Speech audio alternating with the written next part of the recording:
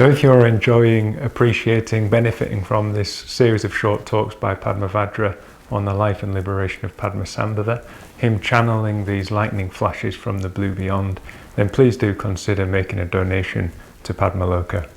We're still in uncertain financial times. This year we lost our main source of income, our retreat income, and even though people are starting to return to Padmaloka now, our costs have considerably gone up, given the various measures that we have to put in place. So although we've benefited enormously from people's generosity throughout the year, we really need to keep that stream of generosity flowing. So do please consider giving what you can. You can do that by following the link that's attached to this video or beneath in our YouTube channel, or visiting our website and making a one-off donation or taking out a monthly standing order. Thank you.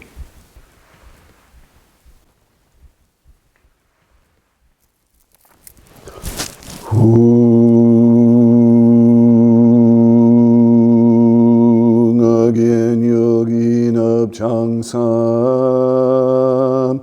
Padma kesadong bola Yatun chuging adrubni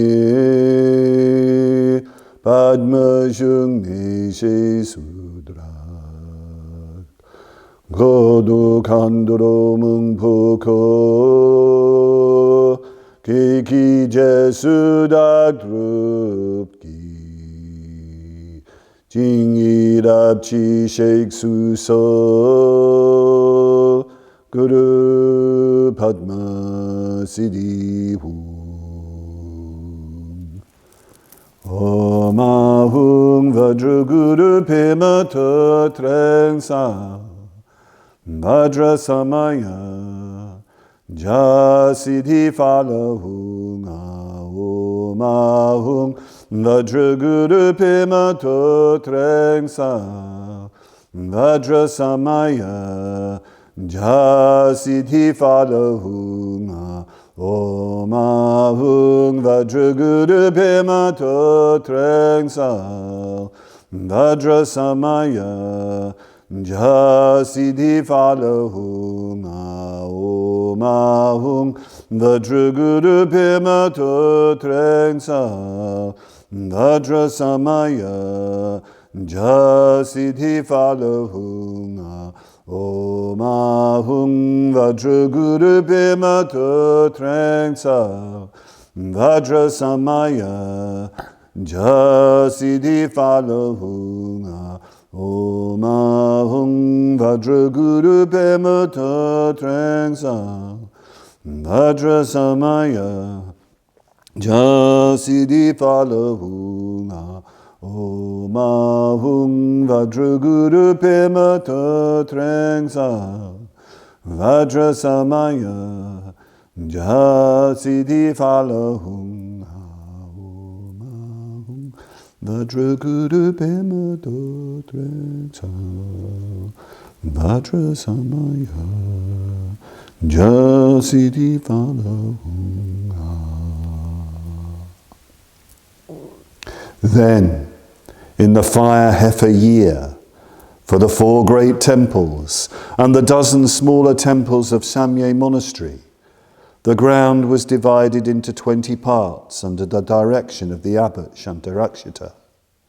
The king Trisongdetsen, robed in white silk, holding a golden pickaxe smeared with unguents, dug to the depth of 1 cubit.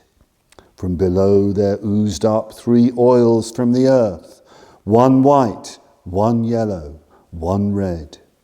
The king put this chrism on his face and anointed his head with it. The abbot commented, "Behold, the aspiration of the king has been realized. Let the Dharma rise on mighty wings." Then the foundations were laid for the walls, but a Naga, whose home was a rose bush with beautiful petals, knowing that in order to build his rose bush would be cut down, resisted and called the genies to his aid. Yakshas and Amanushas, in concert with 3 Gainyen, destroyed by night what had been built during the day. and carried back earth and stones to their previous places. Then the king said to Shantarakshita, "As a refuge for beings to come, I decided to build this monastery as best I could. Due to my great defilement or lacking your blessing, it seems that my intention cannot be fulfilled." To which Shantarakshita replied, "I have endeavoured to perfect the heart of a bodhisattva. If gentleness cannot prevail, we must use magical power." At this moment, near the Vajrasana in India, there lives Padmasambhava, the abbot from Urgyen, learned in the 5 classes of knowledge, expert in benefactions, picking out the best. He has mastered all magical powers. Victor over demons, he bends the 8 classes of spirits to his service. The genies tremble, and before him bow the hordes of funereal beings. If you invite this supreme Buddha of the 3 times, the genies will be powerless to wreak harm, and your aspiration will be realized. But the king asked that Padmasambhava not be invited. This is Canto 58 of the Life and Liberation of Padmasambhava, the Padma Kaitan. The king of Tibet, Trisong Detsen, the Buddhist king of Tibet, is attempting to construct the great monastery of Samye, the glorious. With him is the Bodhisattva abbot Shantarakshita, who's a great Indian monk who's already ordained some Tibetans as monks, and he's taught the classic teachings, the 4 Noble Truths, the Eightfold Path, Praticca Samutpada.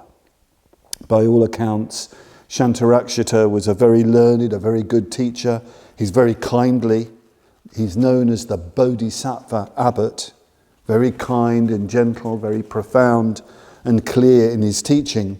And he wants the Dharma to flourish in Tibet. He's come all the way from India to do that, from the very comfortable conditions of high Indian Buddhist culture. Now he is in a very different world. He's in an untamed world. The signs look very, very good. There is a Buddhist king, Trisong Detsen, with great aspirations. He really wants the Dharma to thrive in his land. He thinks it's the best thing for his land. He wants to build a great monastery, and the signs are very good. White, yellow, and red oils come out of the ground when he digs, forming a chrism, a blessing. The earth apparently is giving its blessing. There must have been a lovely feeling when this happened. A great monastery is arising in a new land. But not so fast. The ancient land of Tibet knows that things are getting very serious. Something from another dimension is arriving. It's really coming now. It's okay for us, for the world, while the Dharma is just some good ideas and nice feelings. It's even okay to ordain a few people, but to build, to cut into the earth, to disturb the home of a Naga, a great serpent deity, a great god of the waters, whose home is a beautiful rose bush. No, this is too much. The Dharma has no place here. In other words, there is a massive reaction from the depths of the Tibetan land. You might even say the depths of the Tibetan consciousness, their unconsciousness, you might say. I've always found that detail of a rose bush being the home of a Naga intriguing. I don't really know what it means, but I know that I love roses. I love the roses of Padmaloka, which are still blooming even in November. I love their colours. They're pink and red and yellow. They're deep red, they're pale pink. They're white, and I love their sweet and heady fragrance and perfume. If I lived in a beautiful rose bush and someone wanted to build there and throw me out, even if they were good Buddhists, I would get serious about that. I'd get very serious about that. What are the rose bushes where we live? What are the places, the things, the people, the states, the stuff, the views and the attitudes that we love? The colours that we love, the smell that we love of those things, their look, their mood, the things that we would go to war for. These are the things that the Dharma needs to touch, that the Dharma needs to get into, needs to reveal, if the Dharma is to be anything other than nice ideas and tender sentiments, harmless and ineffectual, more of a hobby than real life. Where are your rose bushes? And what are the deep serpent deities that live there? Perhaps it's beauty, love, pleasure, ambition, so many things. Who knows? Do you know? Shantarakshita, being a great bodhisattva abbot, knows his limitations. He knows that in this situation, in wild Tibet, up against Nagas who live in rose bushes, he knows that he's out of his depth, and so he tells the king about Padmasambhava. Only Padmasambhava can deal with a situation like this. Only he has the magical power, the siddhis, the attainments, the knowledge, the wisdom, the ability, the sheer radiance of being, what we might call charisma in the best sense, to deal with a situation like this. So invite him. And the king is reluctant, incredibly. Even though he wants to build this monastery, he does not want Padmasambhava invited. Even though he wants the monastery built, he knows, he senses that if this man comes, if he comes into the heart of Tibet, it will all start to get real. And the whole country will be stirred and shaken. He, Trisong Detsen, will be stirred and shaken. He is the land. In a culture like this, the king and the land are one. So he is doubtful. And aren't we like that as well? Oh, we want the Dharma so much. We think we'll do anything for the Dharma to come more fully into us. It's the most desired and longed for. But for that reason, it's the most feared thing. We might even feel aversion to it. Who in the angelic orders would hear me if I cried? And even if one of them suddenly took me to his heart, I would perish of his stronger existence. For the beautiful is nothing but the onset of the terrible, still just endurable, and we revere it so because it serenely disdains to destroy us. Every angel is terrible, so I hold myself in check and swallow the darkly sobbing call. Take care when you call out to angels, when you invite a siddha into your lands, into your heart's home, into your rose gardens. Take great care, because things will never be the same again.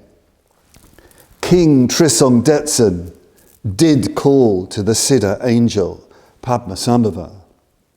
He sent young men to find him and to bring him. Despite ourselves, we cannot hold ourselves in check and swallow the darkly sobbing call.